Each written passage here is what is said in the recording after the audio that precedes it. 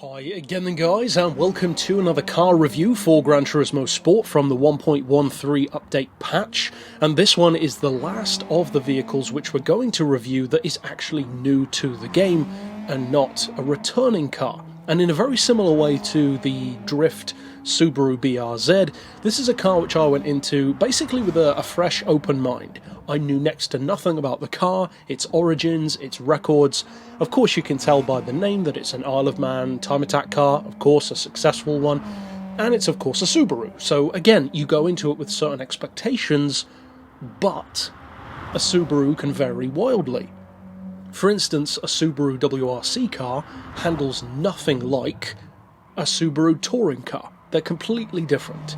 Or something like a Tommy Kaira M20B handles nothing like a Subaru Impreza wagon. So even a car that's part of the same lineage really can vary wildly, especially when you're talking about something like a drift car or a time attack car, because one of the things that many players don't really think of is that the true difference, in many cases at least, between something like a time attack car or a drift car and a conventional race car like a GT3 machine or a DTM car, is that if you look at it this way, DTM, BTCC, Super GT, GT1, GT3, LMP cars, they're all very uniform.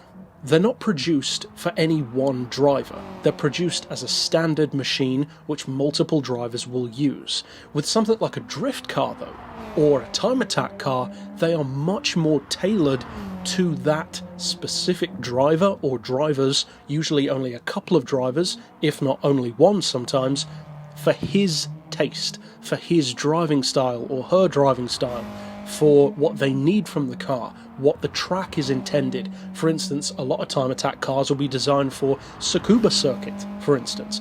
That track is nothing like the Nordschleife. It's a totally different requirement, and something which could dominate one track could be horrendous around another one. So this is something which you have to bear in mind when it comes to a car like this, because it's set up very much so for the guy, or girl in some cases, who was intended to be the driver. So you go into a car like that, and you could find that you really don't like the way that the car is set up. Or, if you have a similar driving style to the guy himself or the girl, you might really love it. Now for me personally, I made a few changes to the car, drove it for a couple of laps, went back, changed a couple of things, predominantly in the diff, improved it a lot for me personally. I shaved about 2 or 3 seconds off of my initial lap time, and overall I found this car to be 10 seconds quicker around this track per lap than the Isso Zagato Vision GT car. 10 seconds faster. That is a massive margin between two cars which are both in Group X and both are relatively high performance machines, of course one fictional and one real.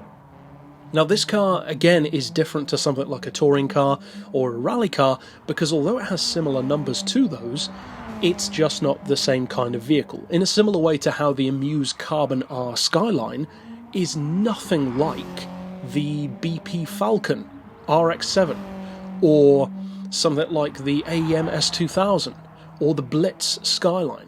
They're all based on these very similar vehicles, sometimes even the exact same one. For instance, the Amuse Carbon R is based on an R34, as is the Blitz ER34.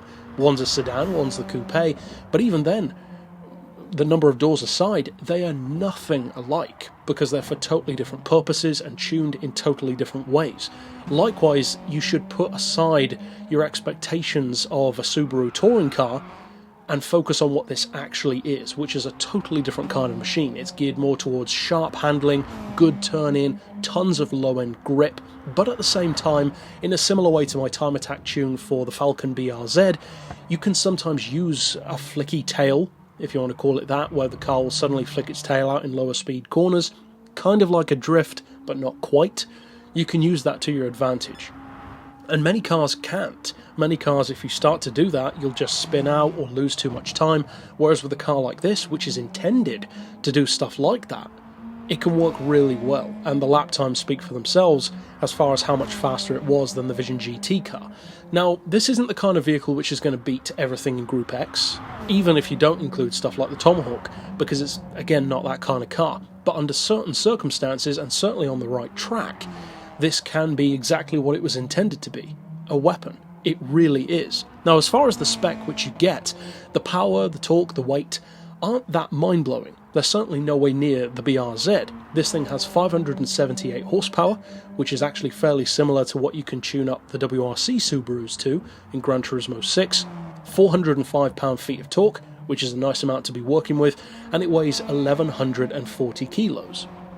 Which again is a similar kind of weight to what you can get a normal Impreza to be if you upgrade it. The horsepower per tonne is over 500, which is a very, very good level to be working at. That's literally Veyron or other supercar territory. Still a 2 litre, still all-wheel drive, and the price is 300 grand, if of course you choose to win it. Or if you choose to buy it, I should say, you could win it instead. Now, the biggest thing that I've heard about this car, apart from whether or not it's good, is the category. I've heard so many people extremely disappointed or even angry that this is a Group X car. We've talked about Group X at length. I did a whole Beards and Cars episode on it, so I'm not going to go into that again here, but suffice it to say that it shouldn't be, and let's leave it at that. So, with that aside, this car at the moment feels a little bit like it's on its own. I mean, technically it is on its own, but it feels more on its own than something like a Time Attack car would have on older GT games. Because technically speaking, there have never been a huge amount of Time Attack cars in the franchise. Even the games which had more of them, like Gran Turismo 5 or 6, you still only have a few, relatively speaking. You've got the Amuse, you've got the HKS Evo, and I think there are probably 1 or 2 others that I'm forgetting, but most of them tend to be either aftermarket show cars or aftermarket drift cars, like the AEM S2000.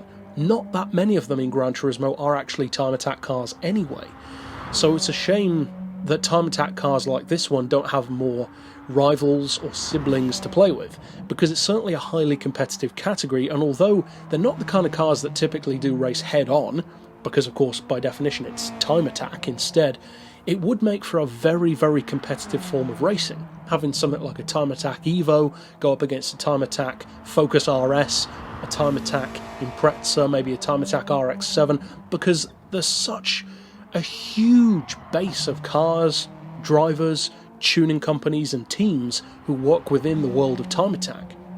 And although I don't follow Time Attack as a sport, I do know of some of the drivers and some of the vehicles, and some of the creations that have been done in Time Attack are truly revolutionary, and sometimes it seems, at least from what I've seen, that some of the rules are a little bit more lenient. For instance, there was a hill climb car from a couple of years ago where the guy had actually developed a gas turbine engine to, if I recall correctly, run a downforce system, almost as a throwback to stuff like the Chaparral 2J. That would never be allowed in conventional racing, but in Time Attack, it does feel like this much more garden shed, built by one guy with a dream kind of vibe, and I can certainly see why there is an appeal there.